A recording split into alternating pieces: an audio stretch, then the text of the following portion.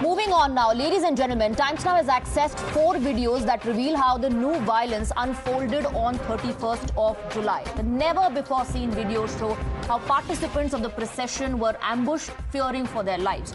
They took shelter inside a place of worship to save themselves. The gunshots were ringing louder with alleged rioters lurking on the Aravali hills surrounding the place of worship. Multiple gunshots were repeatedly heard within a span of a few seconds. Let's take a look.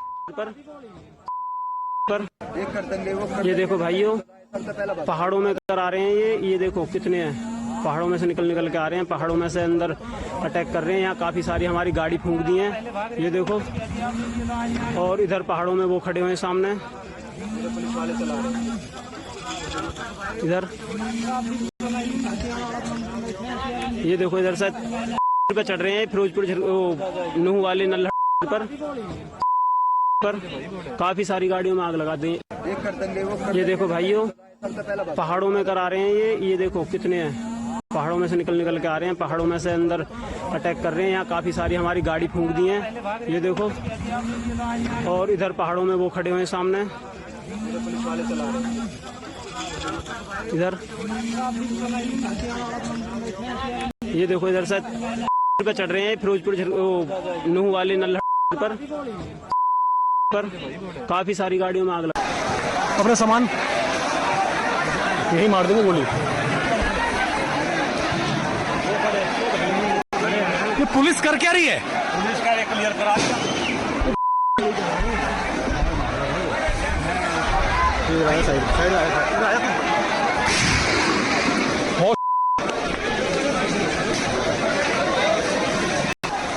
अपना सामान यही मार देंगे गोली।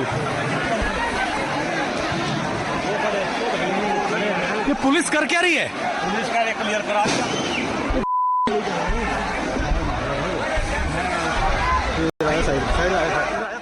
Cops are scanning social media platforms to get hold of provocators who might have fanned the violence. 3 FIRs have been filed against the social media handles. I beg your pardon. Another video has emerged from the day of the violence where a man named Ashok Baba, known as a close associate of Monu Manesar, is seen holding a rifle and opening fire. He does so in the presence of the police. Now, this video is also under investigation.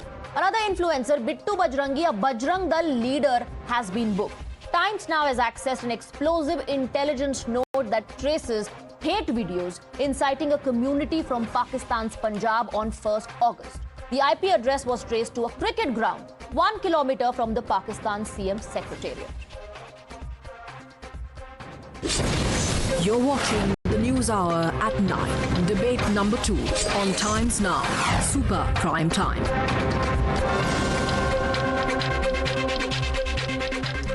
Let's go across to our guests. Tehseen Poonawalla continues to be with us. We're also joined by Parveen Atre, Media Secretary, Government of Haryana. Tehseen, my first question is to you.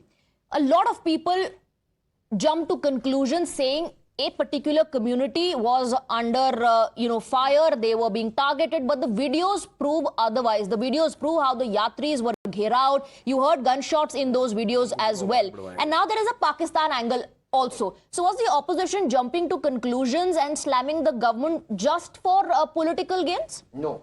On the contrary, thank you Times Now for the stellar investigation you've done.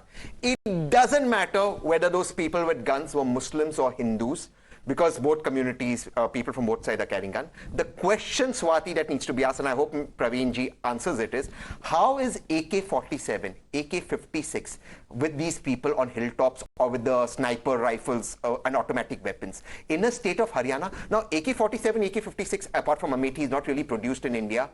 So it's obviously coming from across the border. Who's controlling it? Secondly, Swati, you can't fire an AK-47 or an AK-56 or even a sniper, as you showed the man with the saffron shawl with the cops, with a sniper weapon. There's a recoil. These are professional firing. Who's helping them? Who's giving them these guns? Where are these bullets coming from? Where is the ammunition coming from? If this is the reality of Haryana, 50 to 70 kilometers from where our Honorable Prime Minister, our Supreme Court, where Times Now studio is, what is the law and order in Haryana? Therefore, forget the Chief Minister being sacked. You can sack him tomorrow, day after. Is the DG Haryana being sacked? Is the ADG Haryana being sacked? Is the Haryana intelligence officer being sacked? How have AK-47s and 56 landed up on hilltops? What is the government of Haryana doing? Shouldn't it not be sacked? Should it not be sacked? That's the question. That is the only question. There's a man with a saffron shawl in front of cops holding a sniper. What nonsense is this? How do you have it? Parveen ji, ये तस्वीरें देख करके कोई भी ये कहेगा कि ये सुनियोजित है। अगर ये सुनियोजित नहीं होता तो इतनी बड़ी संख्या में हथियार, लाठी, डंडे, पत्थर और इस तरह की तैयारी भीड़ की कि यात्रियों को चारों तरफ से घेर लिया, पहाड़ी पर से गोलीबारी हो रही है, पुलिस को टारगेट किया जा रहा है। तो प्रशासन, इंटेलिजेंस, सरकार सब क्या कर रहे थे, ये सवाल पूछा जा रहा है। देखिए, पहली बात तो ये है कि ये बात तो हम पहले दिन से कह रहे हैं कि ये सुनियोजित है। हमने तो पहले दिन से ये बोला कि ये बहुत बड़ी साजिश है, बहुत बड़ा षड्यंत्र है। नहीं, जांच का स्वाभाविक है, जांच चल रही है, लेकिन जिस तरह की चीजें, जिस तरह की वीडियोस, जिस तरह के सीसीटीवी फुटेज हमारे सामने आए हैं, वो कहीं ना कहीं इस बात की तरफ तो इशारा कर रहे हैं। लेकिन मैं तो हैरान हूं, कितना स्मार्टली जो साहब अभी बोल रहे थे, मैं नहीं जानता उनको, उन्होंने पूरी चीज को घुमाया कि साहब ये जो वेपन्स हैं, ये वेपन्स कहां से आ गए। शायद उनको इस बात की जानकारी नहीं है कि इस पूरी कॉन्स्पिरेसी को अगर आप देखें, खास तौर पे कांग्रेस के विधायक मामन खान ने जो विधानसभा में कहा और उसके बाद दंगे के समय उन्होंने जो अपना फेसबुक पोस्ट डाला, साहब वो आपको जवाब दे देगा। कम से कम उस पर एक नजर तो डाल लीजिए, आपको समझ में आ जाएगा कि किस तरह से उकसाया गया, किस तरह से प्रवोक किया गया। और राजस्थान नंबर्स की बाइक मिल जाना, राजस्थान नंबर्स की गाड़ी मिल जाना, क्या वो इशारा नहीं कर रहा? तो प्रवीण, लेकिन आप एक साजिश को, एक उपद्रव ये लोग खुलेआम भावनाएं भड़काते रहे, खुलेआम, ठीक है, खुलेआम भड़काऊ भाषण देते रहे, आप एफआईआर दर्ज हो रही हैं, सोशल मीडिया का इस्तेमाल किया गया, लोगों की भावनाओं को आहत किया, एक माहौल बन रहा था। तो फिर इन लोगों के खिलाफ उसी वक्त कार्रवाई क्यों नहीं हुई? नहीं देखिए, पहली चीज तो यह है, कांग्रेस के विधायकों ने जो बोला वो विधानसभा में बोला। आप बेहतर जानते हैं कि वहां पे एक आपके पास अधिकार होता है कि आप कानून के प्रीव्यू से बाहर होते हैं। दूसरी बात, जब 27 तारीख को इस तरह के इनपुट्स मिलने शुरू हुए, बाकायदा एक पीस कमेटी, देखिए पहली बार यात्रा ने निकल रही थी, ये तीसरा साल था इस यात्रा का, एक पीस कमेटी स्थानीय प्रशासन ने बना रखी थी। उस पीस कमेटी में जो मोजिज लोग होते हैं, जो सोसाइटी के जिन लोगों का एक प्रभाव होता है, उस पीस कमेटी में हर वर्ग के लोग थे।